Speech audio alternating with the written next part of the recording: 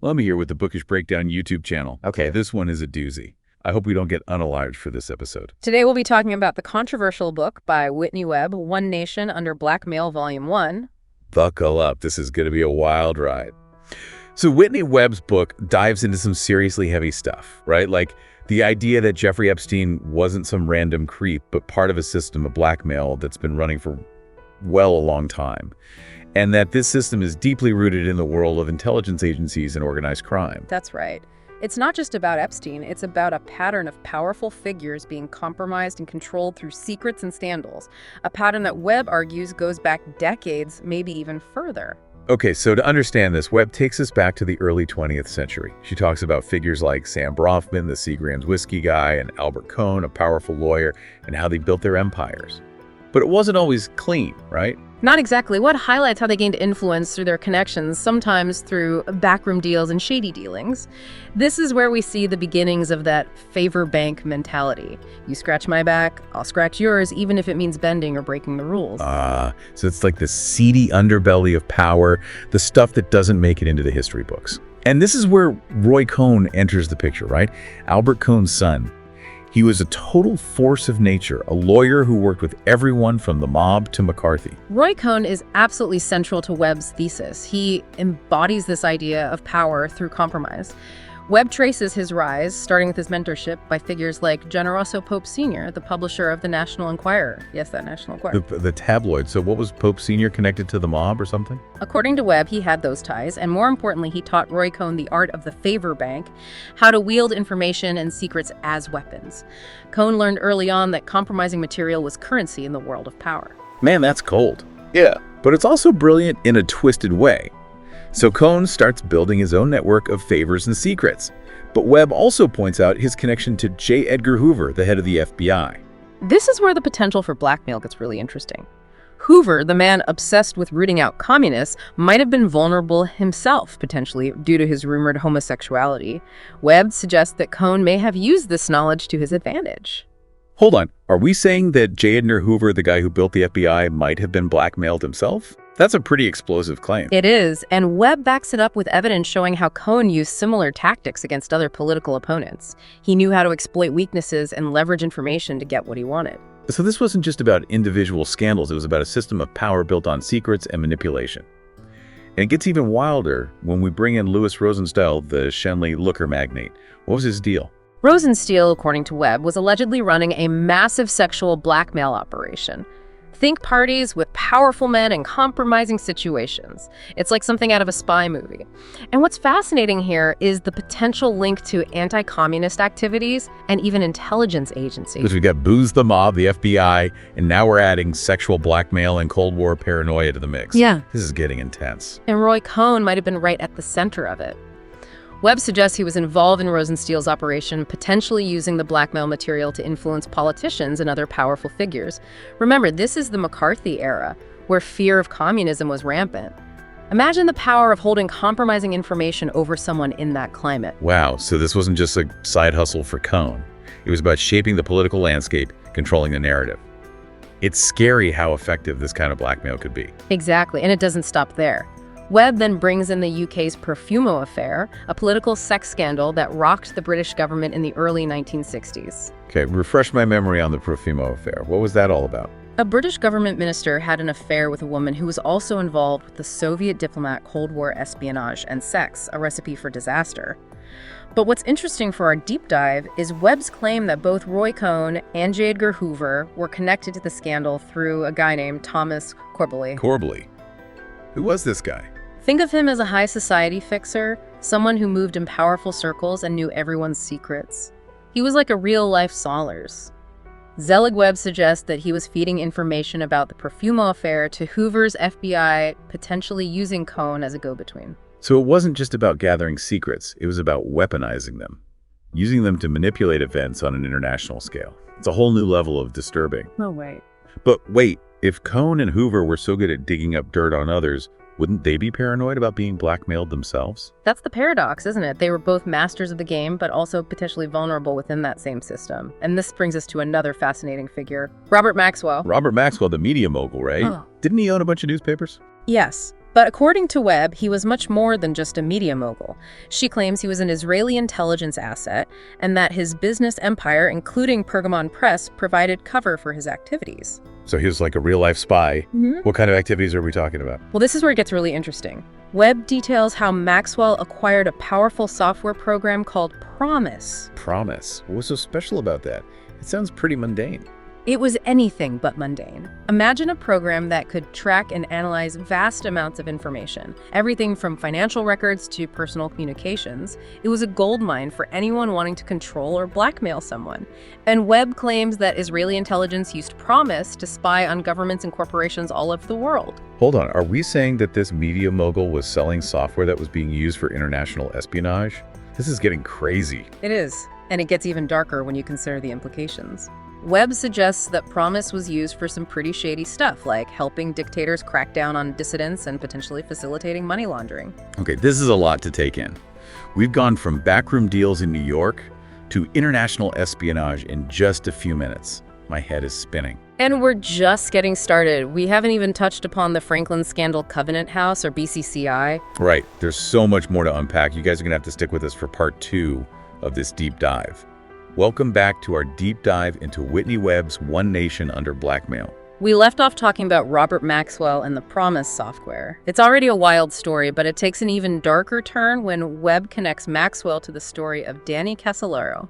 Danny Casolaro? Who was he? He was an investigative journalist who was looking into something he called the octopus. The octopus sounds like something out of a spy thriller. It doesn't it? Casolaro believed that a powerful, shadowy network was operating behind the scenes, pulling the strings on a whole range of government conspiracies and criminal activities. So kind of like what Webb is arguing in her book. Exactly. And one of the things Casolaro was digging into was the Promise scandal. He was convinced that the software had fallen into the wrong hands and was being used for all sorts of nefarious purposes. This is like something out of a John le Carré novel. Yep. So what happened? Did Casolaro ever expose the octopus? That's the tragic part of the story.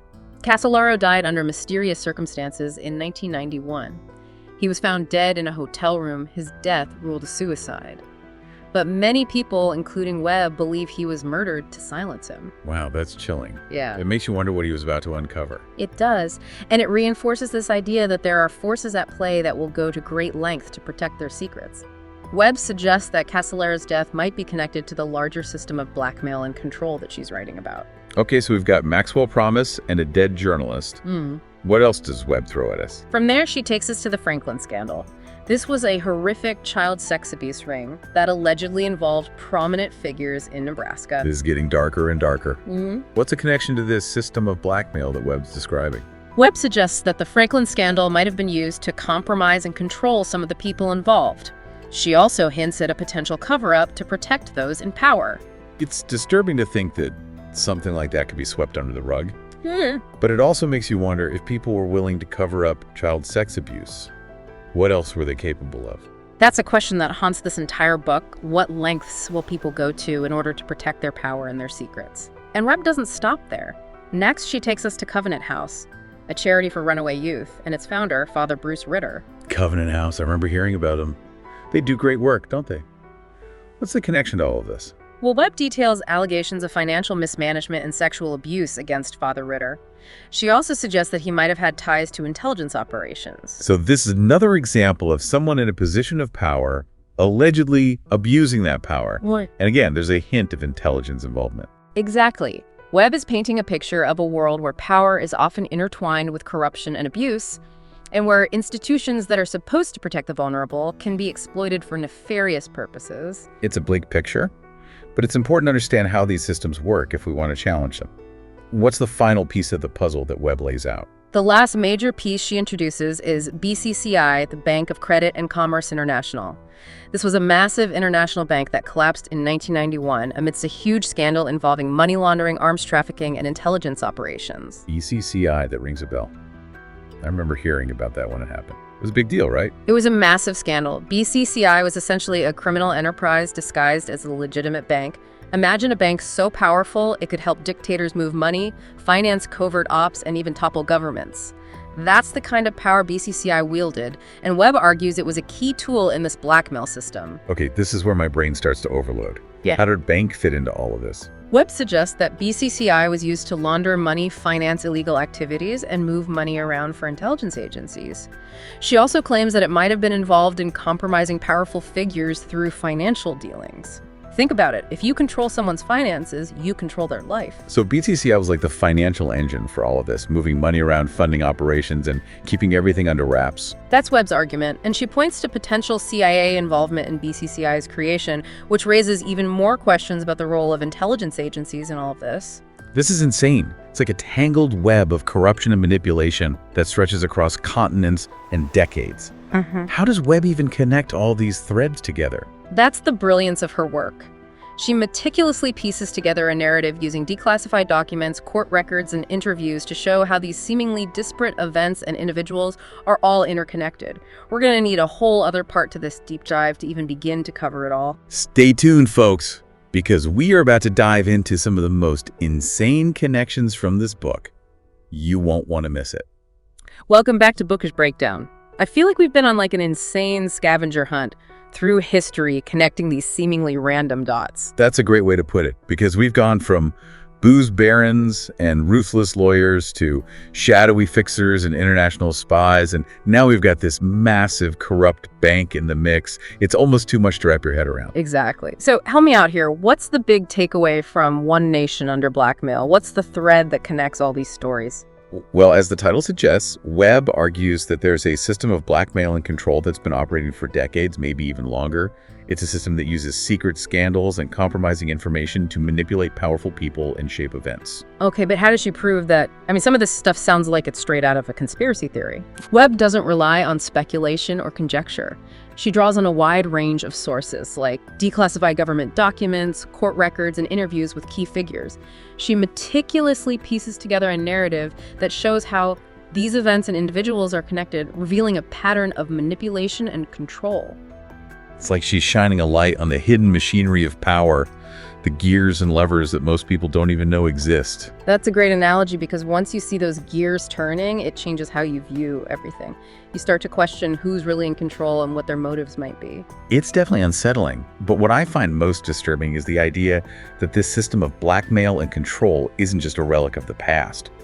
Webb argues that it's still operating today, maybe even more effectively than before. That's the truly chilling part. In our digital age, where information is currency, the potential for blackmail and manipulation is even greater. Think about all the data that's collected on us every day, our online activity, our financial transactions, our personal communications. It's a goldmine for anyone who knows how to exploit it. So what can we do about it? If this system is so entrenched, how can we even begin to fight back? Webb doesn't offer easy solutions, but she emphasizes the importance of awareness. The first step is to understand how these systems operate, to recognize the signs of manipulation and control. So knowledge is power? The more we understand about these hidden machinations, the better equipped we are to resist them. Exactly. It's like learning the rules of a rigged game. Once you know how the game is rigged, you can start to play smarter and maybe even find ways to change the rules. Well, I feel like my brain is fried.